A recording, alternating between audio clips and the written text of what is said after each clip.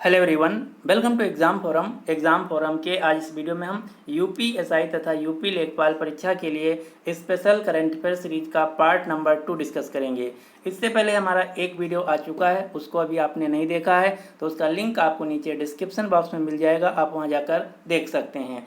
इस सीरीज में हम पिछले 6 महीने के जितने भी महत्वपूर्ण करंट अफेयर्स के क्वेश्चंस हैं उन सभी क्वेश्चंस को डिटेल में कवर कर रहे हैं। तो चलिए शुरू करते हैं अब आज का वीडियो। आज का पहला क्वेश्चन है, किस बैंक ने कम आय वाले समूहों के उद्यमियों को ऋण देने के लिए डिजिटल प्रयास नाम का इनिशिएटिव शुरू किया है। तो जो डिजिटल प्रयास नामक कार्यक्रम है ये शुरू किया गया सिडबी के द्वारा, यानी कि इस क्वेश्चन का सही आंसर है डी। सिडबी का फुल फॉर्म है small industries development bank of India और हाल ही में सिडबी बैंक के नए सीएमडी बने हैं एस रमन। सिडबी बैंक की स्थापना होती है 2 अप्रैल 1990 को और इसका मुख्यालय है लखनऊ, उत्तर प्रदेश में। अगला क्वेश्चन है, वैश्विक युवा विकास सूचकांक ग्लोबल यूथ डेवलपमेंट इंडेक्स 2021 में भारत की रैंक क्या है। तो वैश्विक युवा विकास सूचकांक 2021 में भारत की रैंक है 122। यहाँ से दो अन्य क्वेश्चन पूछे जा सकते हैं, जिसमें पहला क्वेश्चन है कि जो वैश्विक युवा विकास सूचकांक है इसमें नंबर 1 देश कौन है। तो नंबर 1 देश है सिंगापुर, जबकि इसमें सबसे खराब यानी कि सबसे नीचे से जो रैंक है अफगानिस्तान तथा नाइजर देश की है। अंतर्राष्ट्रीय युवा दिवस हर साल 12 अगस्त को मनाया जाता है, जबकि भारत में हर साल राष्ट्रीय युवा दिवस 12 जनवरी को मनाया जाता है। अब यहाँ पर हम कुछ सूचकांक देखेंगे जो कि लेटेस्ट जारी किए गए हैं, जैसे कि ग्लोबल स्टार्टअप इंडेक्स 2021 में भारत की रैंक है 20। वैश्विक साइबर सुरक्षा सूचकांक 2021 में भारत की रैंक है 10। सतत विकास डेवलपमेंट या सतत विकास रिपोर्ट 2021 में भारत की रैंक है 120। इसी प्रकार से विश्व प्रतिस्पर्धात्मक सूचकांक में भारत की रैंक है 43। सदी के शीर्ष परोपकारी लोगों की पहली सूची जो जारी की गई है इसमें नंबर 1 पर हैं भारत के जमशेद जी टाटा। ये क्वेश्चन बहुत ही महत्वपूर्ण है, आपको याद रखना है। अगला क्वेश्चन है, ईरान के पहले उपराष्ट्रपति कौन बने हैं। तो ईरान में पहली बार उपराष्ट्रपति बने हैं, इनका नाम है मोहम्मद मोखबेर। मोहम्मद मोखबेर ईरान के पहले उपराष्ट्रपति बने हैं। और यहाँ के अगर क्वेश्चन पूछा जाए कि राष्ट्रपति कौन बने हैं तो ईरान के नए राष्ट्रपति बने हैं इब्राहिम रईसी। ईरान जो कि मध्य एशिया का एक देश है, ईरान की राजधानी है तेहरान, यहाँ की मुद्रा है रियाल। अगला क्वेश्चन है, बैंकिंग धोखाधड़ी के प्रति जागरूकता अभियान चलाने के लिए आरबीआई ने किसे अपना ब्रांड एम्बेसडर नियुक्त किया है। तो हाल ही में बैंकिंग धोखाधड़ी के बारे में जागरूकता अभियान चलाने के लिए रिजर्व बैंक ऑफ इंडिया ने नीरज चोपड़ा को अपना ब्रांड एम्बेसडर नियुक्त किया है।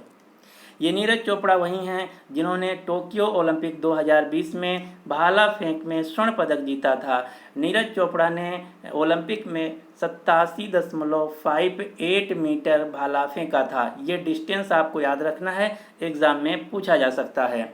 अब आपको कुछ क्वेश्चन याद रखना जो कि नीरज चोपड़ा से रिलेटेड हैं। पहला क्वेश्चन, भारतीय एथलेटिक्स महासंघ के द्वारा अब हर साल 7 अगस्त को भाला फेंक दिवस भारत में मनाया जाएगा। क्यों? क्योंकि नीरज चोपड़ा ने 7 अगस्त को ही भाला फेंक से प्रतियोगिता में भाग लेकर भारत के लिए पहला स्वर्ण पदक जीता था।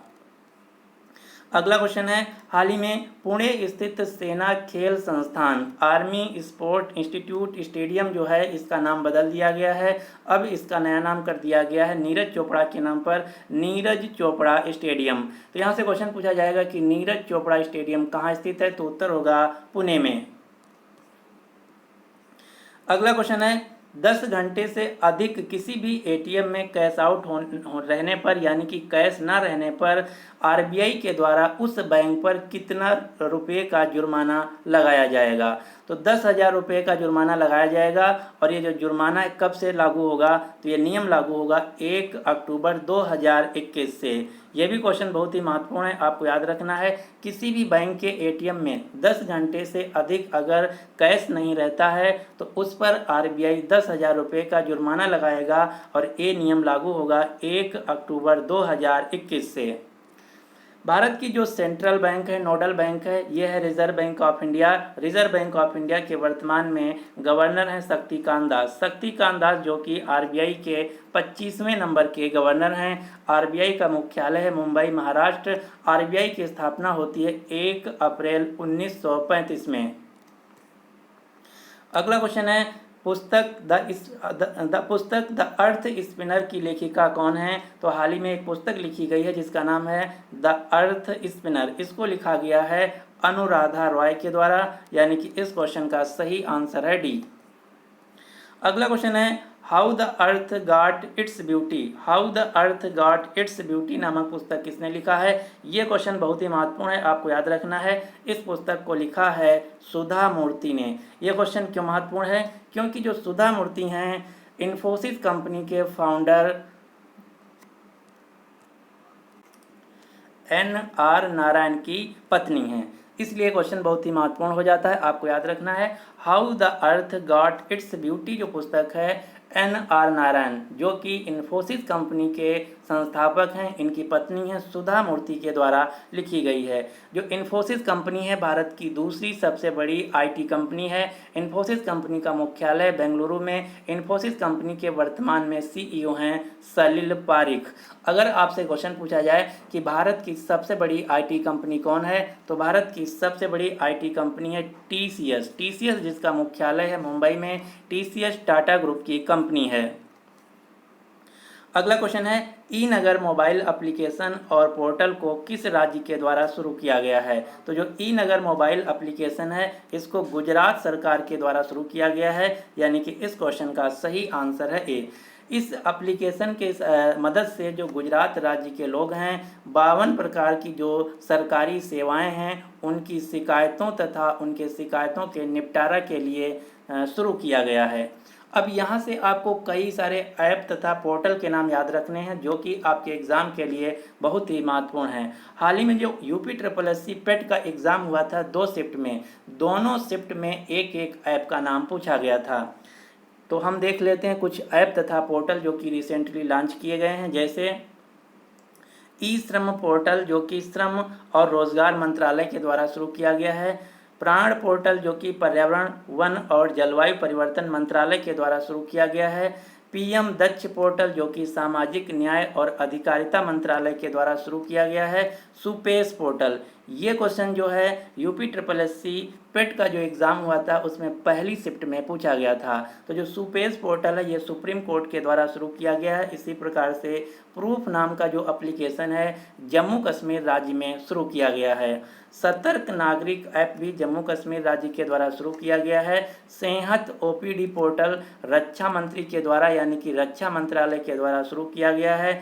मधु क्रांति पोर्टल जो कि शहद से संबंधित है, इसको कृषि मंत्री के द्वारा या कृषि मंत्रालय के द्वारा शुरू किया गया है। ई संता पोर्टल जो कि मछलियों के उत्पादन तथा उससे संबंधित जो मार्केटिंग के कंपनियां हैं उससे संबंधित है। ई संता पोर्टल को शुरू किया गया है वाणिज्य और उद्योग मंत्रालय के द्वारा। वर्तमान में भारत के वाणिज्य और उद्योग मंत्री हैं पीयूष गोयल। पीयूष गोयल जो कि वर्तमान में राज्यसभा में सदन के नेता भी हैं। ये भी क्वेश्चन बहुत ही महत्वपूर्ण है क्योंकि हाल ही में नए सदन के नेता बने हैं पीयूष गोयल। अगला क्वेश्चन है, भारतीय एथलेटिक्स महासंघ के द्वारा हर साल भाला फेंक दिवस किस दिन मनाया जाएगा? तो ये क्वेश्चन मैं ऑलरेडी बता चुका हूँ। अब भारत में हर साल 7 अगस्त को भाला फेंक दिवस मनाया जाएगा, यानी कि इस क्वेश्चन का सही आंसर है B. Athletics federation of India के वर्तमान में अध्यक्ष हैं, प्रेसिडेंट हैं आदिले जे सुमरीवाला। अब हम कुछ जो भारत की प्रमुख खेल संगठन हैं उनके अध्यक्ष के नाम देख लेते हैं जो कि 2021 में लेटेस्ट बने हैं। जैसे भारतीय ओलंपिक संघ के वर्तमान में अध्यक्ष हैं नरेंद्र बत्रा। नरेंद्र बत्रा वही व्यक्ति हैं जो कि अंतर्राष्ट्रीय हॉकी महासंघ के भी अध्यक्ष हैं। अंतर्राष्ट्रीय हॉकी महासंघ जिसका मुख्यालय है लाउजेन, स्विट्जरलैंड। BCCI जो कि क्रिकेट की गवर्निंग बॉडी है, इसके अध्यक्ष हैं सौरभ गांगुली। हॉकी इंडिया के वर्तमान में अध्यक्ष हैं ज्ञानेंद्रो नेगोबम। भारतीय बैडमिंटन संघ के अध्यक्ष हैं हेमंत बिश्व शर्मा जो कि वर्तमान में असम राज्य के मुख्यमंत्री हैं। इसी प्रकार से भारतीय टेबल टेनिस महासंघ के अध्यक्ष हैं दुष्यंत चौटाला, जो कि हरियाणा के उप मुख्यमंत्री हैं। भारतीय शतरंज यानी कि चेस फेडरेशन के अध्यक्ष हैं संजय कपूर। हाल ही में भारत के नए खेल मंत्री बने हैं अनुराग ठाकुर। अगला क्वेश्चन है, पहली बार भारत तिब्बत सीमा पुलिस यानी कि आईटीबीपी बल ने युद्ध में अपनी पहली 2 महिला अधिकारियों को शामिल किया है। तो आपको बताना है कि आईटीबीपी के द्वारा युद्ध में शामिल की जाने वाली 2 महिला अधिकारियों के नाम क्या हैं। तो ये क्वेश्चन बहुत ही महत्वपूर्ण है। इनका नाम है दीक्षा तथा प्रकृति। दीक्षा तथा प्रकृति नाम की 2 महिलाएं हैं जिनको आईटीबीपी के द्वारा पहली बार युद्ध में शामिल किया गया है, यानी कि युद्ध वाली टुकड़ी में शामिल किया गया है। आईटीबीपी क्या है इसके बारे में भी हम जान लेते हैं। तो वर्तमान में आईटीबीपी के डायरेक्टर जनरल यानी कि महानिदेशक हैं एसएस देसवाल। आईटीबीपी का काम क्या है, तो हमारा जो चीन तथा तिब्बत बॉर्डर है इसकी जो सुरक्षा की जिम्मेदारी है ये आईटीबीपी के पास है। भारत में टोटल 7 एजेंसी हैं। कौन कौन सी? BSF, CRPF, CISF, ITBP, NSG, SSB, Assam rifles. इन 7 एजेंसी को कहा जाता है सीएपीएफ, केंद्रीय सशस्त्र पुलिस बल, सेंट्रल आर्म्ड पुलिस फोर्स। और इन्हीं 7 एजेंसी को पारामिलिट्री फोर्स या अर्धसैनिक बल के नाम से भी जाना जाता है। अब यहाँ से क्वेश्चन पूछा जाता है, जो कि सबसे ज़्यादा गलत करते हैं लोग। क्वेश्चन पूछा जाता है कि जो 7 एजेंसी हैं इनमें से किसी एजेंसी का नाम दे दिया जाता है, जैसे बीएसएफ किस मंत्रालय के अधीन आता है या आईटीबीपी किस मंत्रालय के अधीन आता है। वहाँ पर ज़्यादातर लोग आंसर करते हैं रक्षा मंत्रालय के अधीन, जो कि गलत है। ये 7 एजेंसी जो हैं BSF, CRPF, CISF, ITBP, NSG, Assam rifles तथा एसएसबी, ये गृह मंत्रालय यानी कि होम अफेयर्स के अंतर्गत आती हैं, ना कि डिफेंस मंत्रालय के अंतर्गत। डिफेंस मंत्रालय के अंतर्गत हमारी जो तीनों सेनाएं हैं, जल, थल तथा वायु सेनाएं, रक्षा मंत्रालय के अंतर्गत आती हैं। अब ये जो 7 एजेंसी हैं इनकी जो सबसे बड़ी पोस्ट होती है, हायर पोस्ट का अधिकारी होता है, उसका नाम होता है महानिदेशक या डायरेक्टर जनरल। यही क्वेश्चन आपके एग्जाम में पूछा जाता है, तो हम एक एक करके देख लेते हैं। बीएसएफ के वर्तमान में महानिदेशक हैं पंकज कुमार सिंह, जो कि लेटेस्ट बने हैं। सीआरपीएफ के महानिदेशक हैं कुलदीप सिंह। सीआईएसएफ के महानिदेशक हैं सुधीर कुमार सक्सेना। आईटीबीपी के महानिदेशक हैं एसएस देसवाल। यहाँ पर मैंने गलत कर दिया है, एसएस देसवाल नहीं होगा, एसएस देसवाल की जगह आईटीबीपी के नए महानिदेशक बन गए हैं संजय अरोड़ा, तो ये आपको करेक्ट कर लेना है। एनएसजी के नए महानिदेशक हैं एमए गणपति। एसएसबी के महानिदेशक हैं कुमार राजेश चंद्र। असम राइफल्स के नए महानिदेशक बने हैं प्रदीप चंद्रन नायर, और आपको करेक्ट कर लेना है आईटीबीपी के नए महानिदेशक हैं संजय अरोड़ा, ना कि एसएस देसवाल। तो ये थे सारे क्वेश्चन जो कि मैंने पार्ट 2 में कवर किया है। इसी प्रकार से आपको टोटल 20 पार्ट मिलेंगे, और जैसे जैसे हमारा अगले वीडियो आते जाएंगे उनमें हम क्वेश्चन का जो संख्या है बढ़ाते जाएंगे। तो आपको ये वीडियो कैसा लगा आप हमें कमेंट बॉक्स में ज़रूर बताइएगा। अब आपके लिए क्वेश्चन क्या है कि राष्ट्रीय कृषि वानिकी संस्थान उत्तर प्रदेश के किस शहर में स्थित है। तो इसका जो राइट आंसर है आपको नीचे कमेंट बॉक्स में देना होगा। साथ ही साथ आप अपने सभी दोस्तों के साथ इस वीडियो को शेयर जरूर कीजिएगा जो कि यूपी लेखपाल या यूपीएसआई परीक्षा की तैयारी कर रहे हैं। So finally thanks for watching exam forum.